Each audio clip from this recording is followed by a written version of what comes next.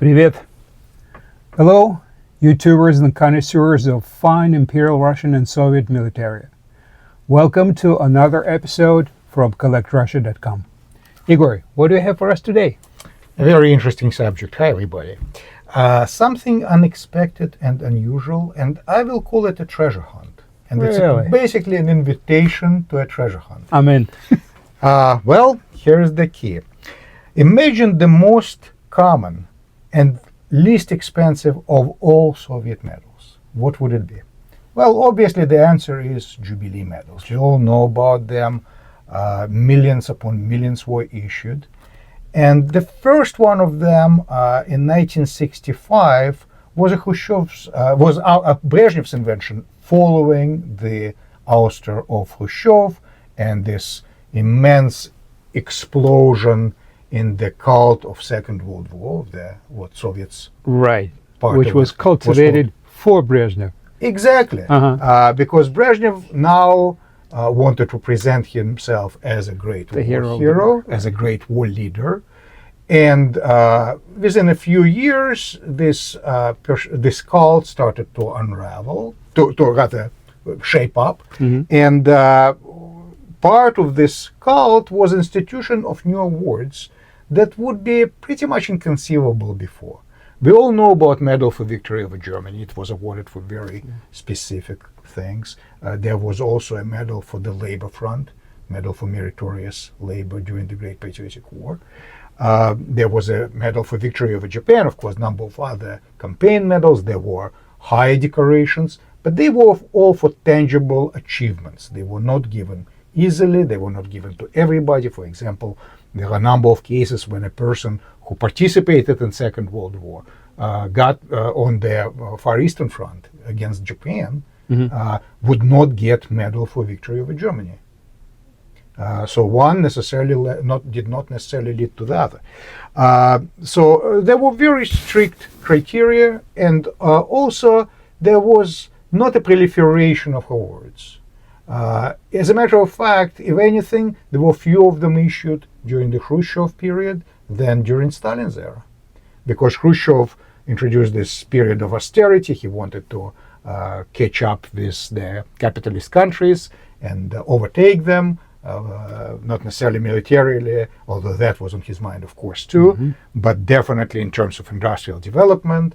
He was making all kinds of promises. Well, those promises came empty, and there was a period, pretty long one, of extreme austerity when everything, every corner was cut. During that period, medals were actually cheapened in appearance and quality and badges. Those from the Stalin period, we know they typically made in bronze, or brass rather, with nice enamel work. It was during the Khrushchev era that medals and especially badges were made of much lesser materials, aluminum, zinc, and only the top layer of decorations, such as Orders of the Red Star, Order of Red Banner, they remained the same. But even those were issued in far fewer numbers than during the Stalin period. Well, a new leader comes into Kremlin, and an entirely new policy is introduced, and now all of a sudden the Great Patriotic War is not just remembered but propagandized. By the way, it became a very convenient explanation for all the shortcomings of socialist economy.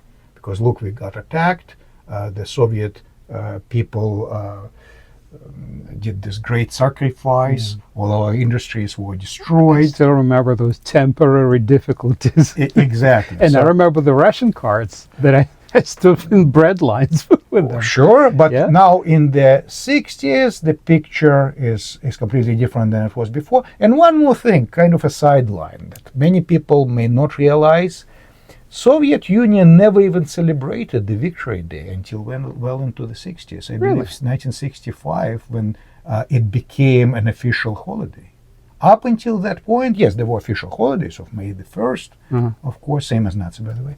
And there was, of course, November the 7th, a New Year's holiday. But May 9 would only be celebrated would start being celebrated as a true, fully fledged holiday during the reign of Brezhnev. Up until then, Stalin, it could be argued that Stalin never considered the outcome of the Second World War a victory. His mood was of severe disappointment.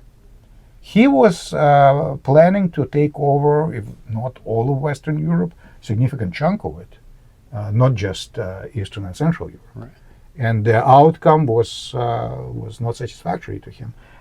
In the Far East, even though Soviet Union achieved great territorial gains, it was still not what Stalin initially wanted and planned for. And therefore, he didn't really take very prominent role in the victory parade in 1945 in June. It wasn't him who was riding the horse. It was Marshal Zhukov, who was then conveniently kind of sent into exile. Shunted. Yes, far from view. And was lucky actually to get away with his life. But now the picture is completely different. And with this cult of the Great Patriotic War came also a proliferation of medals, all kinds of awards. Part of it was a better economic situation because the period of austerity under Khrushchev was over. And that's for a good reason, because now Soviet Union was a great exporter to the countries that were previously considered hostile.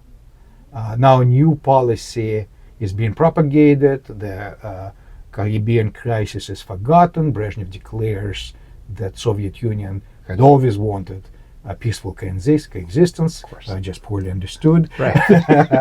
and therefore, Soviet Union is benefiting from the surge of foreign, not necessarily investments, although some of that actually happened. We know about Pepsi-Cola plant, again, previously unthinkable, but it was built during the Brezhnev era.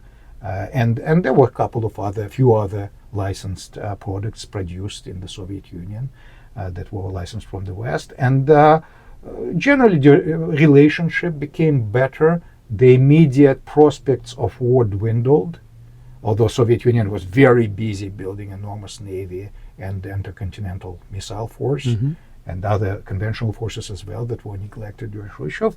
But there is not a spectrum of an immediate war with the West. It's understood now that it would probably lead to mutual destruction and chances of actually winning or in that war, especially after the humiliation of Caribbean crisis, where Soviet Union was basically forced to move out of Cuba. It's all fresh in memory.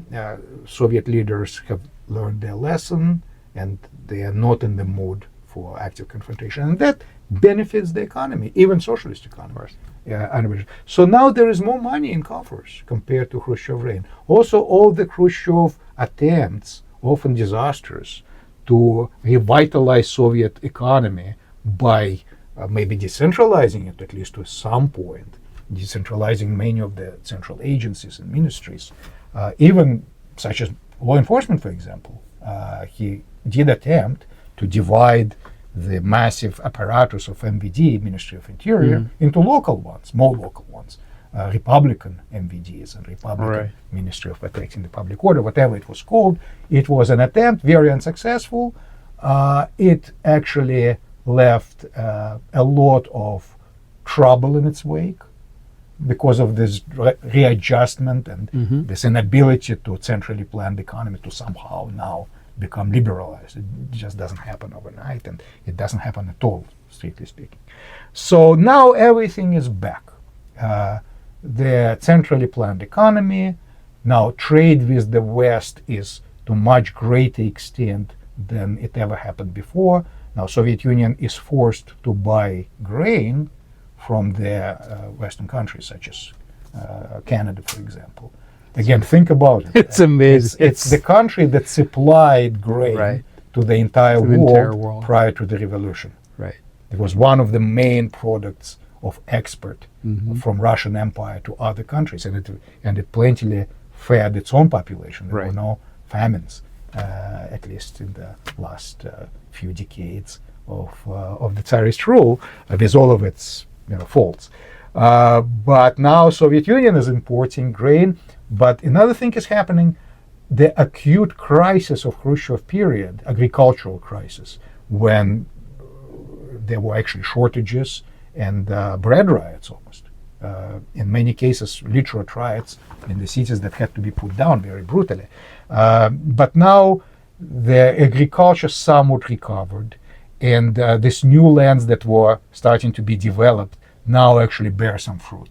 The virgin lands, the campaign to cultivate huge areas of Kazakhstan, southern Ukraine, southern Russia, they are now finally bringing results. So the crisis is not as acute, no need for enormous amount of imports, and Soviet Union at the same time exporting much more than it ever did. Stalin considered it anathema to export things such as oil to enemy countries. That was a big no-no under Stalin's rule. Of course, that's forgotten now. And now another thing is those sources of oil that were found in the 40s or 50s as a result of this massive search for massive, you can say it's treasure search. Right. But it was enormous resources were put into finding mineral resources. Now they're being developed. So now this oil is starting to flow from Siberia. There are other positive developments in that sense. Yakutian diamonds, for example, they were just recently discovered, and now they're coming into international markets and bringing enormous amount of money for the Soviet government. Of course, there were other factors, weapons trade, and of course, eventually oil embargo. We're jumping a little bit ahead, but Arab oil embargo led to enormous increase in the price of crude oil. And Soviet Union was, of course, a great exporter. Right. So that fed Soviet economy. And part of it was largesse on building new dwellings for the workers, new high-rise buildings, apartment buildings went out, went everywhere. And another side kind of benefit of it was proliferation of medals. There was no need to be too frugal.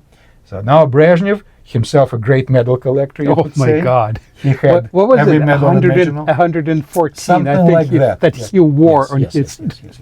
Every country, every country leader that he visited knew that he has weakness for that. So he would receive decorations of every place that had any relationship with the Soviet Union. So as a result, he's well decorated in it, and I don't know if it was his idea, probably not, but some of his underlings decide, well, why don't we invent more medals? It will certainly please the leader, and it will show people how generous we are, and we'll honor the veterans. And by the way, we are now making this big deal out of Second World War, Patriotic War. So the first medal that came up was in 1965, 20th anniversary of victory over Germany. Mind you, there was never a medal for 10th anniversary, for the reasons I just explained. Well, 20th anniversary is 1965. Brezhnev was already in power. There is still some struggle with other leadership, like Podgorny, for example. But he is slowly but surely pushing everybody else out. And in 1965, there is a medal for 20th anniversary. We won't talk about it because it's one of the most common Soviet medals. The next one in line was the 1970 medal for Lenin Centanary. You may ask, why is it even a thing? Why was there a medal to celebrate centenary of Lenin? Well, just because. A few years passed, no new medals.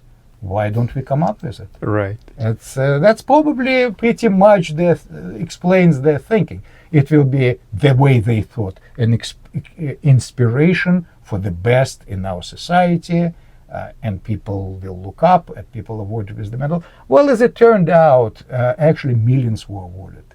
So this medal didn't have all that much sense. And the criteria to award it were extremely broad until, unlike the case with the earlier awards. So now, if you were say working for the same enterprise for a number of years, if you were what they called veteran of labor, if you were somehow active politically, if you were, of course, Communist Party member, but not just a member, you were a little bit ahead, a little bit above mid-level others. position, mid-level bureaucrat, exactly, apparatchik. Certainly war veterans.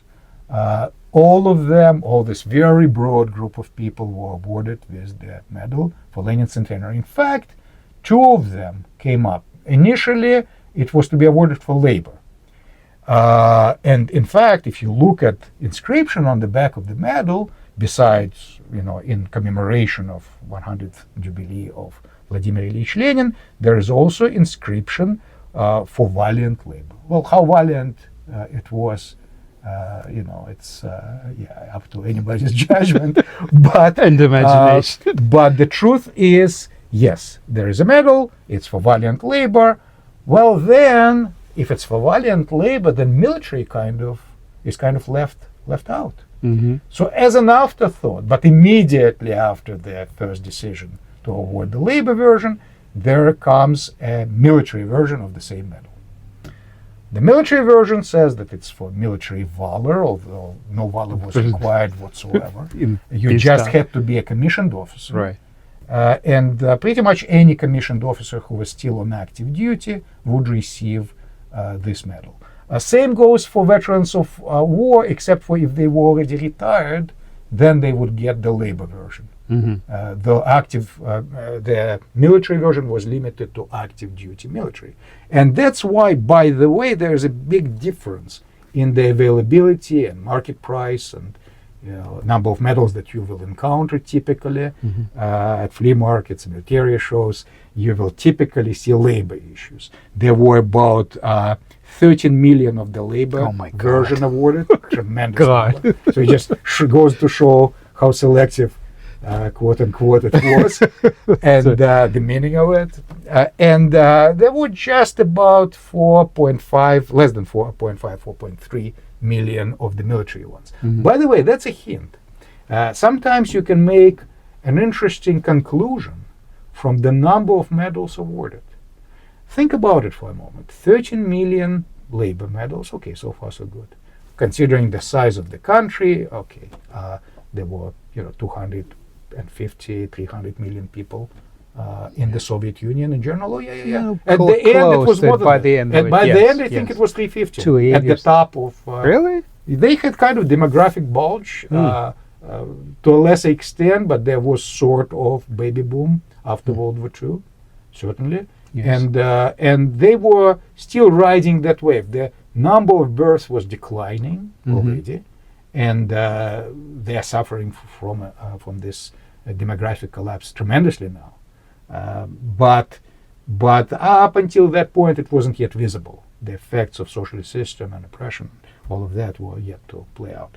But so for the country that large, let's say out of roughly 300 million or 250 million, 13 million awarded, so that's 1 out of 10, 20, something like that. That's 1 out of 20 was a medal. Including all... Imagine all the expense that went into it, because the medal is nicely made. It's made in brass. It has lacquer finish, protective finish, which is not very visible, but trust me, it's there. It's made, even suspension is made in brass, unlike many other Soviet medals. It had a special place to be worn even. This medal, unlike many others, did not have a ribbon equivalent. And it would be worn even on a civilian suit on higher than other medals, closer to the lapel. So on one hand, it had special importance. On the other, it was devalued by a tremendous number of issues. But here's what I'm driving at when I'm saying conclusions about certain things that are not advertised or sometimes hidden. 4 million military issues? Like, think about it. These were only active duty officers.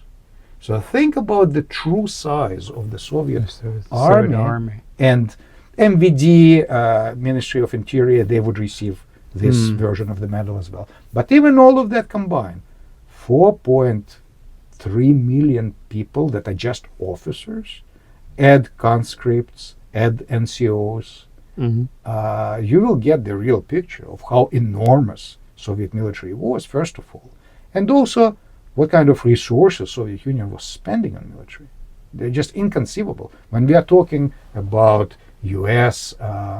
Portion of national treasure, of national income, or GDP, that's spent on military, we are talking maybe 6%. In Western European countries, it's paltry 2 to 4%, and 4 at best. 2 is probably closer to reality. Soviet Union was probably spending more than half on just military. So to the suffering of everybody else. So nevertheless, instead of building more hospitals, apartments, or whatnot, they found it necessary to award a medal. Just goes to show the way of thinking and also the propaganda value that was always on their mind. For some reason, they thought it would be inspirational. I kind of doubt it. But here lies, this is the point of our today's conversation. It's a very common medal, as I said. You will find it at any flea market, probably, or definitely at a military show. They sell for, labor version goes for maybe $5, $6, $7 a piece, and military one is a little bit more, especially in nice condition, but still very inexpensive even today. But there is an interesting quirk in this story, and this is why you have to be careful. And this is where treasure hunt starts. There was a version of this medal that came later, with about a year's delay, that was supposed to be given to foreigners. Don't ask what was in the mind of Soviet officials, but they just realized, well, we have all these foreign dignitaries visiting. On from occasion, the socialist camp, probably. Of course, most of them, although there were some exceptions. There were members of the Communist Party USA that went to the Soviet Union to celebrate.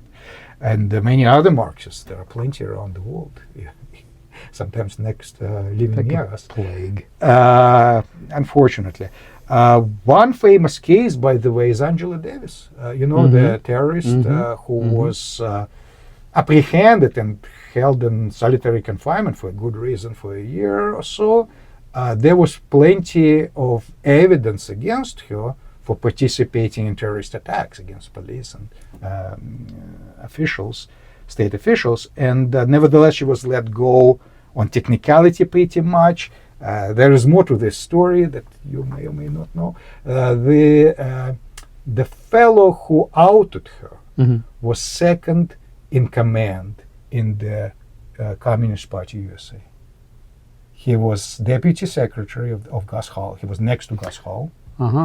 And this guy, extremely interesting personality, was working for the American FBI. He was recruited by FBI in the 50s, I believe.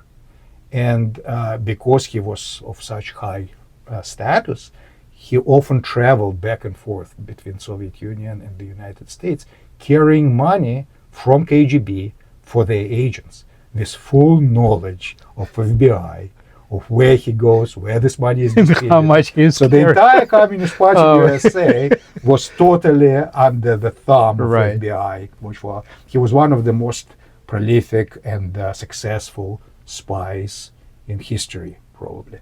A very, very interesting fellow. There is a book about it, about these events, that I would very much recommend. Traitor and the Spy, and Spy and the Traitor.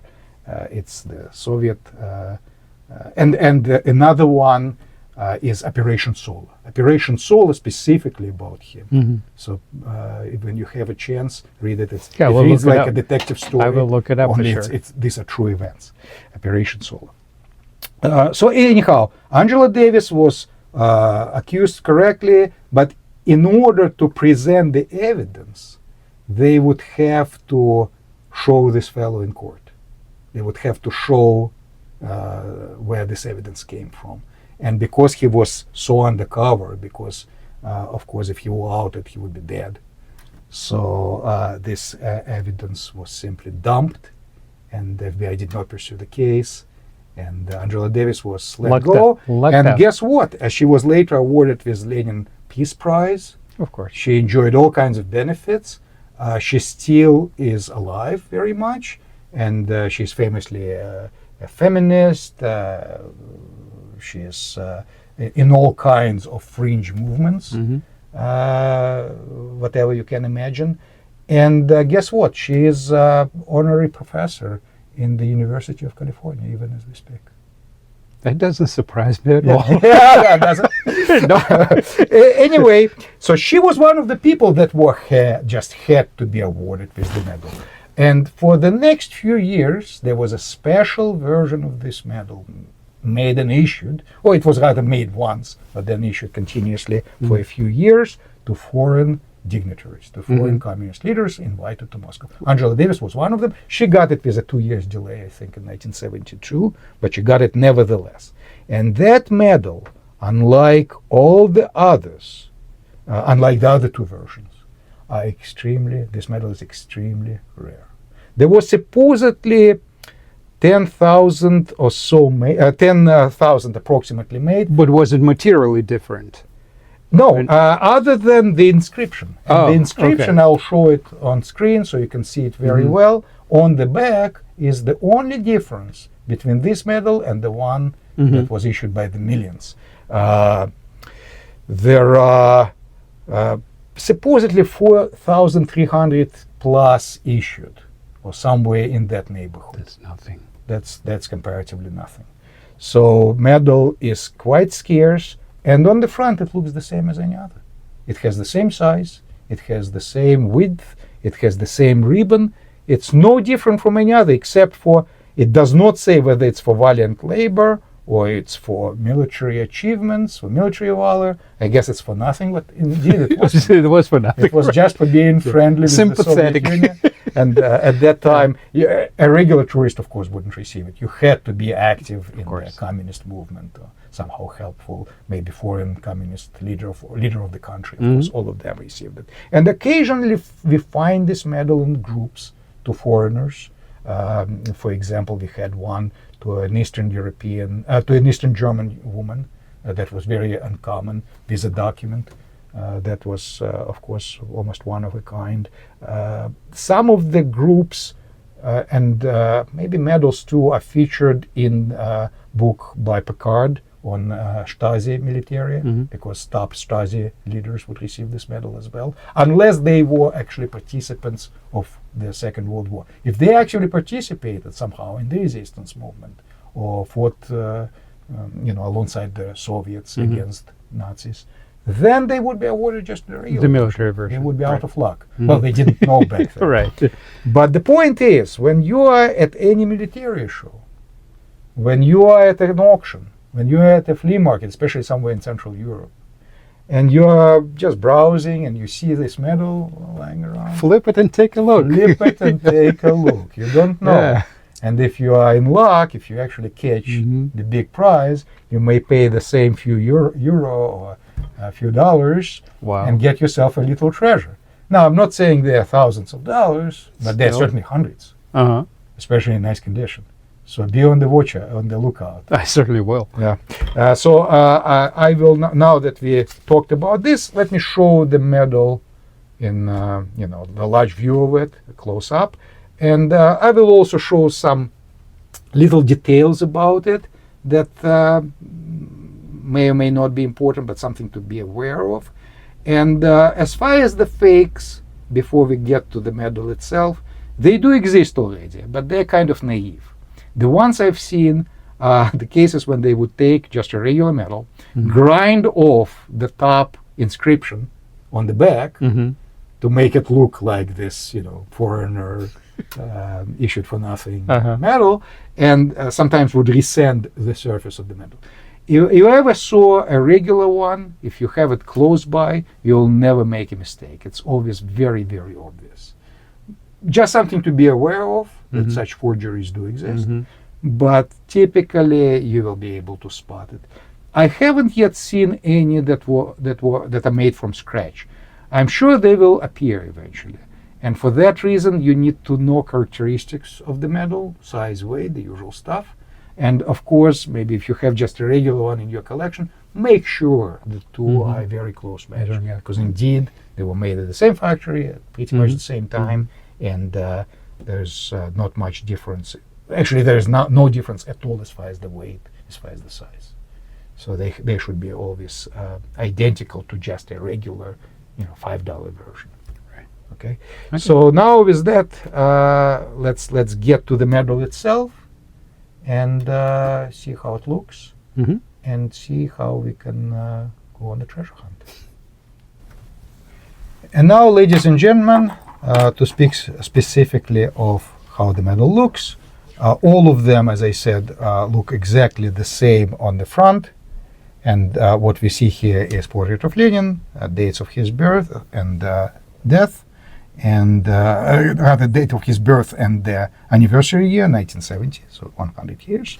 And on the back, it should say whether it's military valor or something, military valor or labor or something else. So this one says labor for doblestный, for valiant labor, and then below, like all of them, in commemoration of 100th Jubilee of birth of Vladimir Ilyich Lenin. There is a military version, and now this one is on the left. You can see it here. You see the words are different. The first word "za" on all of them, it's four, means four in Russian. And then next word is voinskaya, meaning military, doblest, valor. So different words. This is how you recognize one from the other. Just remember that the first letter is what looks like B. It's really Russian, what's really V, and that's military one. So if it has a B in the second word, in the first letter of the second word, that's a military version, which is a little bit more desirable, of course, than the labor one. More scarce, I would say. Relationship is 1 to 4 or something like this. 1 to 3, 1 to 5, no less than that.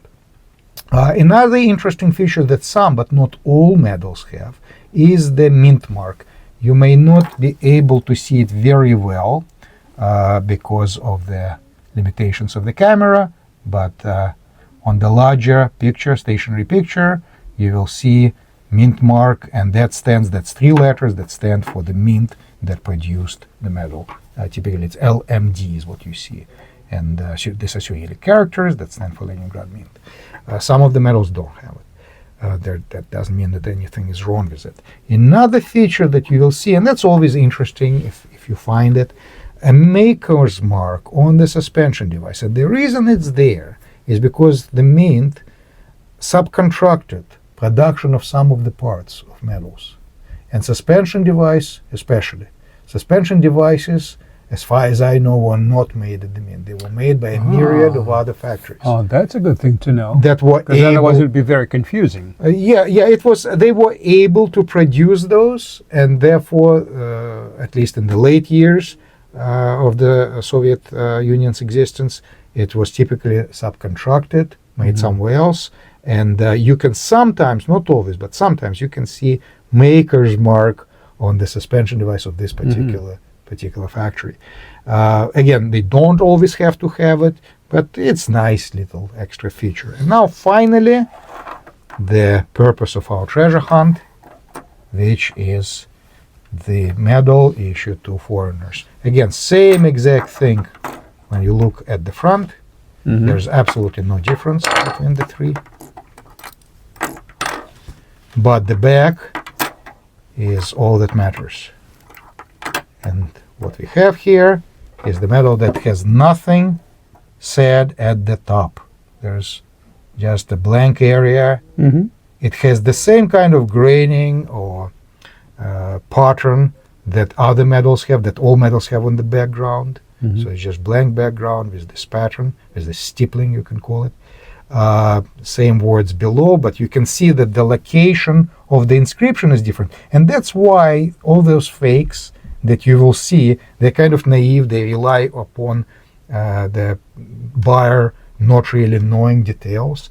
But if you look at the other two, you see how the writing is more kind of compressed to the bottom. Right. The lower 4 lines of writing. Let me try to make them like parallel, but then you see the Then difference. you can clearly see. Right. Yeah, good idea. So you see on these two on the right, the writing is pretty much identical because there's enough space. Right. And they didn't have to fill anything, the remaining space up. But here there is just too much blank space if you just erase this first inscription. So they raised it a little. They raised it to the top to Mm-hmm. fill it up, which makes sense. Yeah. But that's how the medal is different. So it's never going to be the same 4 lines, lower 4 lines as on these ones. Hammer and sickle is higher, too, closer to the island. Right. Okay, so very easy to tell. And then again, it may or may not have this maker's mark on the suspension. Some of the medals issued to VIPs, both Soviet versions and the foreign so-called version, some of them, not all, had this very complicated suspension device, which, or rather pin of the suspension, attachment of the suspension device, not like what you typically see. And what you typically see is something like this. But there was also a version which has, and I unfortunately don't have one right now, but it had so-called deputy style. And why it's called deputy style? Because badges for the members of the Soviet government, Supreme Soviet, had the same attachment. When you look at one of them, they pretty much look the same. The only difference can be the colors of the national flag of a particular republic, or if it's an old Soviet Union government, a legislative government, then it would all be red. And of course, they're extremely well made, all of them. And they may have either suspension, either screw plate, screw back, meant for military men typically, and pin back. Some of them have pin back. So the ones with the pin, you can see how nicely this pin is made. It has this special catch, much more substantial, and much more expensive to make. Of course. So some of these medals issued to foreigners and even to high-end Soviet political leadership had this complicated deputy style. Another badge, which is much more common, where you can find this style of suspension, is Soviet badge for being a member of the Communist Party for 50 years. And not very many people survived to be a member of that party for 50 years. So because of all the purges, of course, and so forth. Generally, not many people lived that long, to be honest, because you couldn't join the party before you were something like 18 or so years of age. And therefore, there are not that many of them issued. It's actually made just like a miniature Order of Lenin. That's the overall style, this 15 instead of Lenin's his profile. Exactly. And they're all made in sterling silver, believe it or not, with enamel work, even though it's a miniature that is very nicely done. And you can see the same style, the same style of the pin, so-called deputy style pin. So even if you find a regular Lenin Centenary Medal with that kind of pin, grab it. It's better numismatically, at least, than your run-of-the-mill medal, and it may mean that it belonged to somebody very important. We'll never find out whom, because they're not numbered or named, but nevertheless, it's a good thing to have. And another little component to keep in mind is the issue case. Now, this issue case, again, was not issued to everybody. You know, like Orwell said in his Animal Farm, all animals are equal, but some animals are more equal than others. Well, those that were more equal would receive this very nice, by Soviet standards, presentation case. Typically, medals were issued in just a plain cardboard box. The box was not supposed to keep the medal, hold the medal for long. Medals were supposed to be worn. That's why there were practically never, very fancy cases for Soviet medals, except for few exceptions. And this is one of those exceptions, where you have a special case, and unlike many other cases, it was made, it's a fitted case made just for this medal. No other Soviet medal will fit into this case. Interesting. You see the nest, which fits the medal very precisely. And once again, it's not necessarily an attribute of the foreign style medal. It could be issued to a higher-end Soviet personality, or sometimes, you know, somebody who was just lucky, just lucked out, lived in Moscow, for example. So he received a fancy case along with everybody else. But I'm pretty sure that all the foreign issues originally came from this case, not with the plain one. So it's nice to have a case with the medal if you can find it.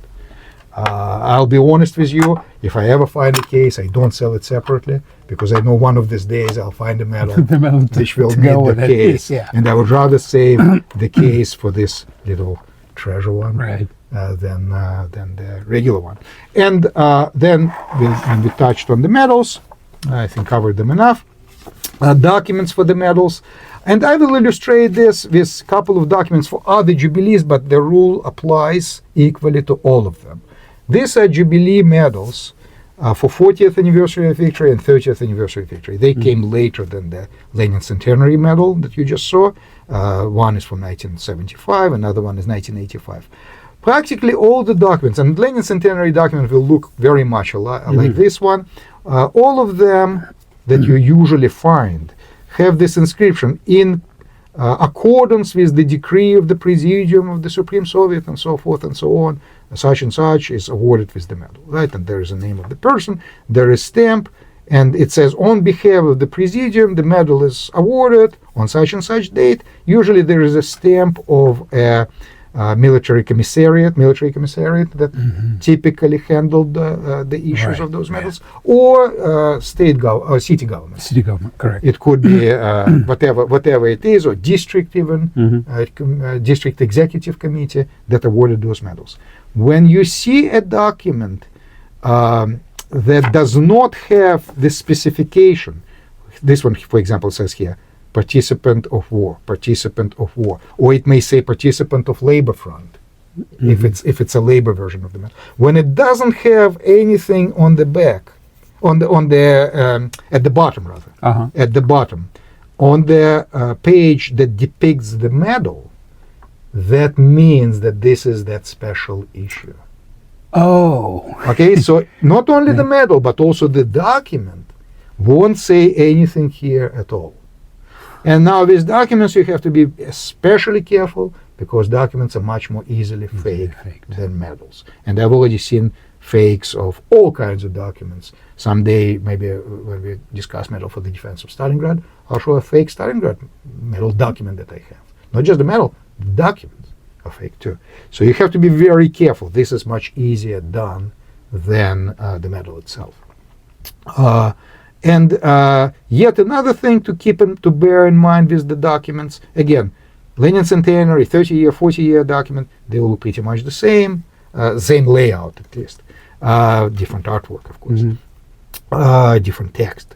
But the ones issued to foreigners who did participate in the war, and remember, they received regular version of the medal. Right. So if it's a war participants award, and war participants document, even to a foreigner, it would still be saying war participants, participant of the war. However, it won't have all this stuff in the middle. Why?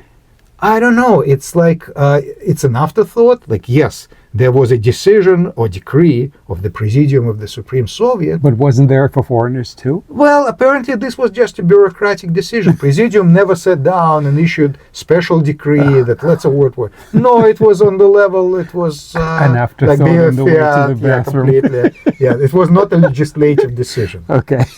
It was one of those miracles of Soviet bureaucracy. Right. Well, we experienced some of it here. Oh, yeah. But when decisions are made on the level of administration, not by Congress, it's pretty much the same thing. So yeah, they decided conveniently to avoid this kind of slippery issue and don't say anything here. Also, of course, these medals will not have stamp of the local committee, and they are issued. There's always not a signature, not a real signature, but facsimile and the title of the chairman of the Presidium of the Supreme Soviet. So top Soviet person kind of approves this. Maybe no decision of the Supreme Soviet is needed so much. In a way, it's issued directly by the person who holds top power in the country, in the nation. So there's no need to reference any other authorities. I guess that was their way of thinking. So again, if you see a document without specification, and I'm only talking about 3 medals now: 30th anniversary of victory, 40th anniversary of victory, and Lenin Centanary Medal. If you see that without this reference to participate, then it's to a foreigner. It's a very rare document, perhaps more rare than the medal itself. And if it doesn't have any of this middle text in the document. Then it's to a foreigner who did participate in the war. Mm-hmm. Okay, and I'm showing this here just for illustration purposes, just so you know how layout should be. Now that we've touched on this, just very briefly on the sizes, and please remember, sizes don't really matter in determination whether it's a fake or not in most cases. However, if it's a very primitive fake, for example, if they had to grind off large portion of the inscription, or sometimes they change the serial number and they have to literally scoop it out, resend the medal. It will not fool a professional in most cases, although I've seen some remarkable cases where it comes very close. With the Order of Lenin specifically, something to watch out for, because the material is soft, so it's easier to scoop things out and resend it and put a new number on. However, it's still important to know for that reason, and it's just kind of your first line of defense. Right. So Lenin Centenary, the ones that we've had in recent past to foreigners, and again, there's no difference foreign or non-foreign issue. It would all be the same dimensions, but nevertheless, it's 32.1, 32.1, and 32.1, 32.0 in width. As you can see, these are late production medals. By that time, Soviet Mint had very up-to-date equipment, and they produced pretty consistent medals as far as dimensions. Not so much with the weight. Thickness on the edge, important to remember, to know, just to avoid situations when entire surface was ground off, for example. 3.2, 3.1, 3.1, 3.1. Very consistent. Very little displacement. Very consistent. And weight, a couple of examples that I measured, again to foreigners. The one without inscription at the top, on the back, 17.8, 18.2 grams. All right, and you will see that there are not really many of them that I have, many samples, because the medal is scarce. You can compare it with, say, gold medal of Hero of the Soviet Union. There were, how many issued of those? 12,000 awards, and of those 8,000 physically were given out. So this medal, you could argue, is more scarce. And also, it's hidden from view. Many people don't even know what they have in their collection. If medal comes from Europe, somewhere in European collection, it may be to a foreigner, and the person who owns it now doesn't know. It looks the same. Especially it's on the back. Exactly, yeah. You don't see it. Remember, look in the back. As far as the prices now, there were few, very few again, that we've had in recent years, and I put down the dates and the prices. You will see that it was actually more expensive back 20 plus years ago, simply because this was the time of enormous bulge in Soviet medal market, and I believe German medal market for that reason, and many others, and of course that deflated. Now it's coming back, but for a while the prices were going down. 700 in 2013, $550 in 2020, 650.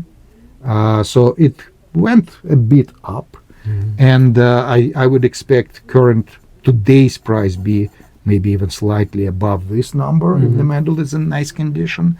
This you may compare with the other two that I will just touch on very briefly.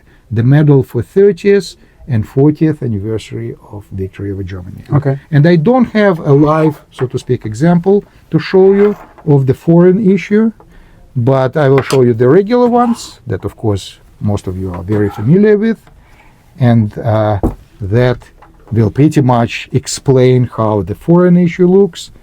And besides, we'll have still photos of the ones we had in the past. And you can see, just like analogous to the Lenin Centenary Medal, medal for 30th anniversary of victory, that was issued in 1975. There was very wide celebration. New privileges, I must say, were introduced for the veterans. Even new stores were opened that were only allowed to the veterans of war to visit. So there was a version for a veteran of the war, and there was a second version of this medal, second common version of this medal, to a participant of labor front. This was limited only to people who actually worked during the war, the home front, people that worked in the industry. So in that way, in that respect, it was much more restrictive than Lenin Centenary Medal, although still very many were issued. And for one reason or the other, far more people received the Participants Award than the labor version. I wonder why. So this one is actually more common than the labor version. And we can make various guesses. I suppose it was more restrictive yet, so not even everybody who did work during the war received the medal. I don't remember my grandmother's, for example, awarded with them. So it was probably limited, and just because of the logistics, perhaps they could easily find war veterans through the military committees, because they still were registered. But and again, the difference is not that great. But war veterans, they issued about 5.5 million. That was still people that were still alive at that time. Every war veteran received it, and about 4.5 million of the labor front. And that was still alive in 1970. That was initially. Then they found more people. So in the end, they awarded something like 20 million of the war issue, for 19.5 million of the war version, and something like 7.5 million of the labor version. So overall, the difference was maybe 1 to 2. And that's how, by the way, that bears out by the fact. Pricing. But pricing not so much, because they're very close to one another. Most people would probably prefer to have a military version. If you just have one, then you'll just get military, I suppose. But then, just like the previous case in 1970, there was a decision made to award foreign dignitaries for nothing other than simply attending the anniversary ceremony in Kremlin. Oh my God! And that was enough. Kidding me. And those who invitees, of course, all of them were VIPs, received special medal without this inscription at the top. And there were supposedly 5,000 of them made. We don't know for sure, but that sounds about right. And 3,820 issued in total. What happened with the rest? They were probably scrapped. So we are talking 20 plus million of one version, 7.5 million of another version, versus less than 4,000. That's drop in a bucket, even less. It's a very scarce award. Yeah. And if you're lucky enough to find one for $5 at the flea market, well, guess it's your lucky day. But you have to be vigilant and never be too lazy to flip the medal. You see, they look the same from the front. Yes. The famous monument in what used to be Stalingrad, or Volgograd, and on the back, inscription. And if you don't see the top line, well, it's your lucky You're day. in luck. Yeah, it's a medal that's worth hundreds of dollars. It's actually more scarce than the Lenin Centenary Medal, somewhat.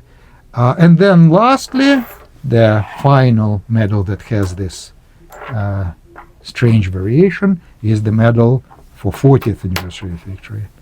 Now the front, again, look the same on all of them. You may see slight variance in the color, but that's neither here nor there. Doesn't mean anything really. You sometimes see a mint stamp on the eyelet. That doesn't mean the medal is real or not real. Some of them have it, some of them don't. And it says participant of war or participant of the labor front. It doesn't have anything at the top. It's your rare version. Of those, about 8,000 were made. And you may ask, why were there so many more of the 40th anniversary version Than the 30th, right? than the Twice 30th? more. Why is that so?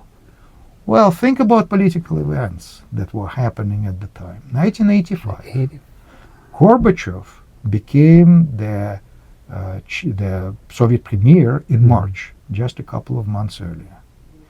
And even before he became a premier, there were already changes in the works. Andropov, when he died, a couple of years prior, year and a half or so, he kind of bequested the empire to Gorbachev. The party leadership decided against it, and they elected, so to speak, Chernenko, a typical Soviet apparatchik, bland, and on his deathbed already at that time. So he didn't live very long, and famously, if you remember how the Soviet citizens called this type of affair in their kitchens, in private conversations, it was Casson races and cassons, again cassons. Because Soviet leaders were dying one after another. I remember another sick joke from that time. When Chernenko came up, a joke appeared. What's the difference between Brezhnev and Chernenko? So the answer is Brezhnev ran on batteries. Chernenko was plugged in. Yeah, because he never traveled. So he couldn't. With the end of this period, they finally let a relatively young leader. Gorbachev was, I think, 53 years of age at the time, come to power, and he already kind of realized that.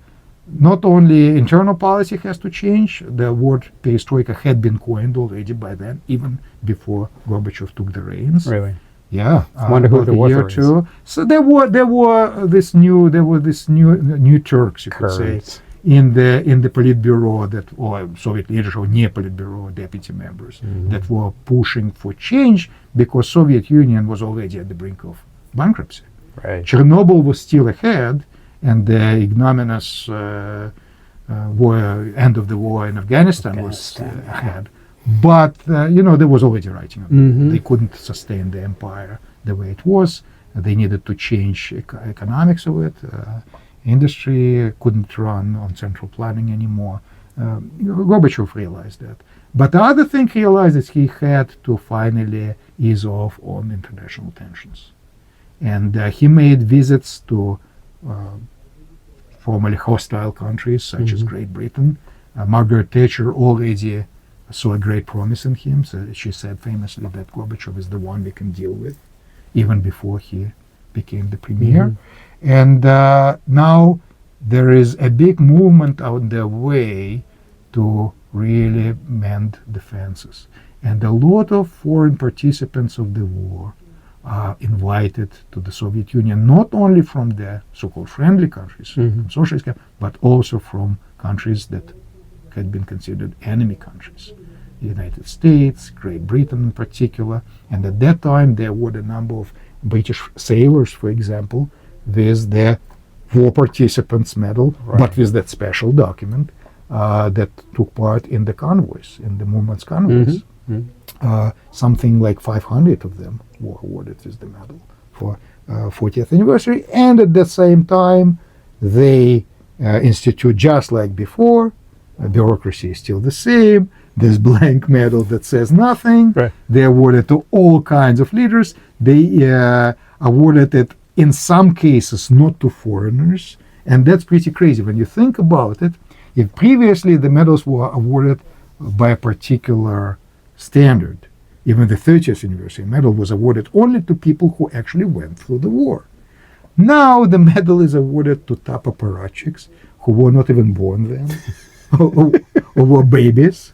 So, and it's kind of embarrassing to give them a medal of a participant of war or participant of the labor front. That could be this, but something has to be done, so they just give them this blank medal. I soiled my diapers during the war. And it, contrary to popular belief and to previous practice, it's issued not just to foreigners, but to just somebody who was at that particular time at the right place and of the right position. Really, wonders never cease. So altogether there were about 8,000 of them made, as far as I know, and over 5,000 issued. So 40th anniversary medal is the most common of the three, but still very scarce.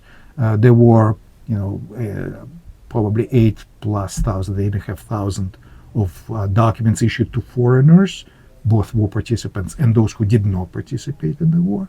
And some Soviets received that special document as well, without the inscription at the bottom under the depiction of the medal. So that pretty much covers the medals, the other two medals, 30th and 40th anniversary, and these are the only cases when there was a special medal issued to foreigners. Now, last thing I want to touch on is the prices. And again, if you look back a number of years ago, you will see how the prices changed. Here we don't have much of a difference. In 2011 we sold one for $570, 5,090. This year, previous year, last year, at the end of the year, one was sold for 550. So give or take, they didn't change all that much. Well, it's more kind of fluctuates around. It's a 12-year spread. I mean, the money got cheaper. That is a good, fair point. However, as I said, there was this bulge in the prices of Soviet medals around 2008, and it continued to some extent because Russia suffered from the effects of global economic malaise later than most other countries. It had bigger foreign reserves, for example. It was running still on mineral resources that it exported.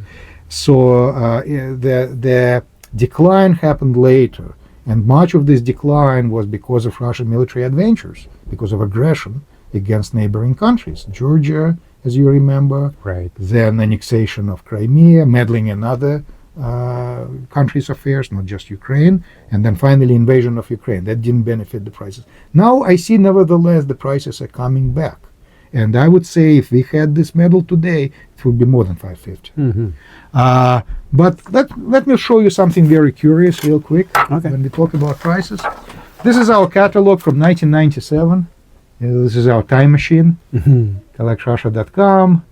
You know, before the internet age, or internet was just starting, there was paper catalog. There was just a paper catalog that we sent to collectors that we knew. And you can see already it says there is mentioning of internet, Collect Russia, but it was really in practically embryonic stage. We had just a few items there, very primitive photos. Of course, nothing like what we have today, and we didn't update it as much, although that was coming already. But what I want you to show here is the section with Jubilee medals. That will tell you something about price dynamics. Okay, Jubilee medals.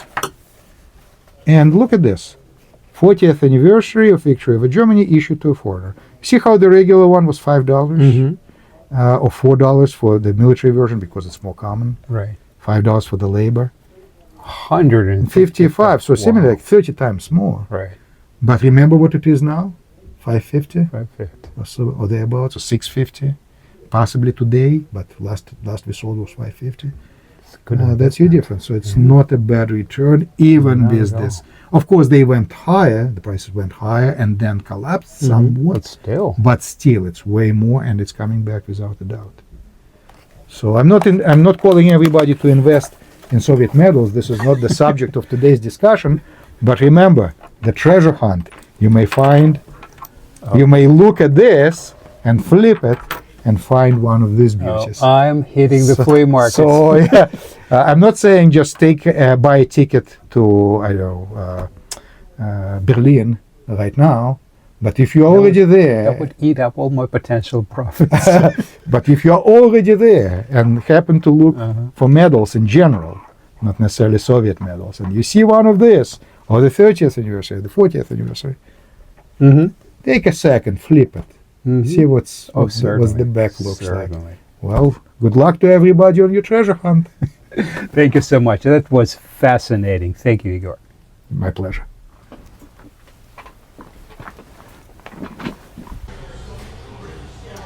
Thank you, Igor, for inviting us into this very beautiful local brasserie in Tenafly, New Jersey.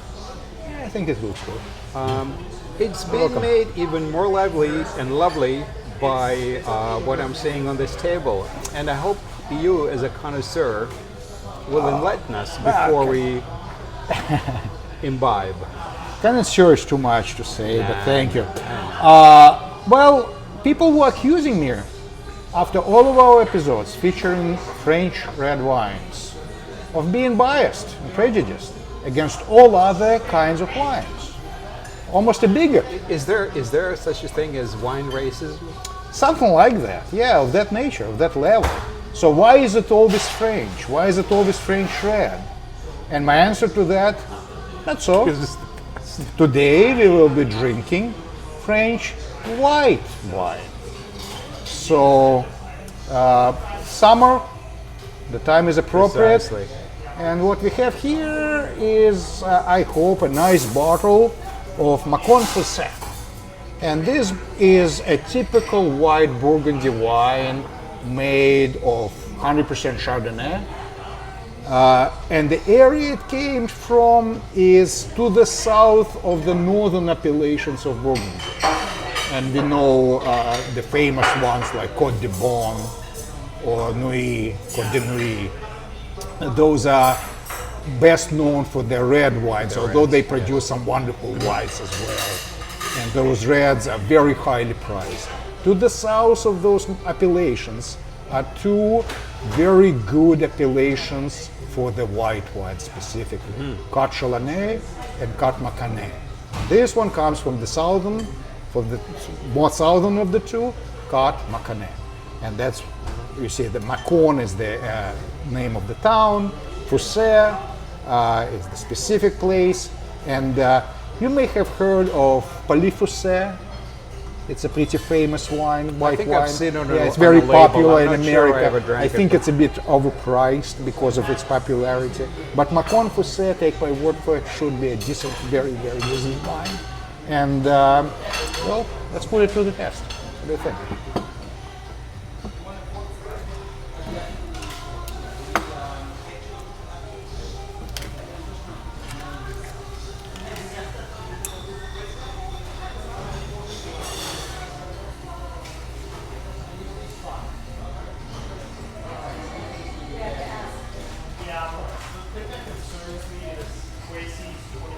Let's see what it's made of. I kept it in the fridge, should be cold, and gracefully our host produced a nice bucket of ice for us. So it's the right temperature. Okay, Vlad, you be the judge. What do you think?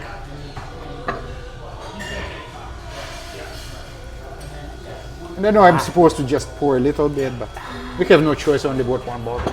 So let's start with it. I could smell it for a long, long time. Oh, isn't this Wonderful great? nose. Isn't this wonderful? Mhm. Summery, light. Oh, yeah, it's Delightful. outstanding for summer, I think. Delightful.